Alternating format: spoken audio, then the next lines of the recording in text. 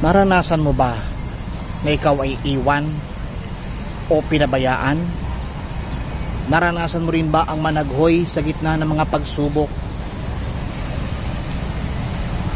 Sinasabi ng Panginoon sa Matthew 27:46, kalagitnaan ng kanyang pagdurusa sa krus, ang kanyang sigaw, Eloi, Eloi, lama sabachthani, my God, why have you forsaken me? It is the word of lamenting heart. Very lamenting ang ating Panginoon sa gitna ng kanyang hirap at sakit sa krus ng Kalbaryo. And think about it.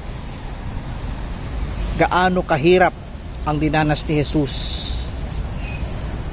sapagkat sa pamamagitan ng kanyang hirap at dusa, diyan masusukat kung gaano katibay ang ating pananampalataya. At sa ganitong paraan, tanging ang Panginoong Hesus ang nakababatid sa mga bagay na nais iparamdam sa atin. Si Jesus na nananaghoy habang nagdurusa sa krus ay siyang panaghoy ng bawat mananampalataya. But the question is, pinabayaan ba tayo ng buhay na Diyos? The question is, hindi tayo pinabayaan. Hindi niya tayo iniwan sa gitna ng pagsubok. Bagkus tayo mga mananampalataya ay sinubok ng ating pananampalataya upang patuloy tayong manalig sa Kanya.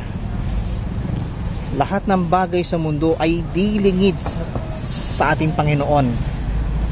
Bagkus sa gitna ng Kanyang panaghoy,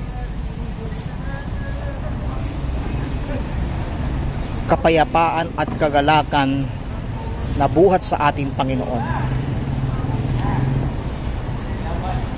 Huwag tayong mawalan ng pag-asa, katuwang. Marami pang pagkakataon upang tayong lahat na mga may pananampalataya sa Diyos ay patuloy na magsikap na tayo ay manalig at manampalataya sa Diyos.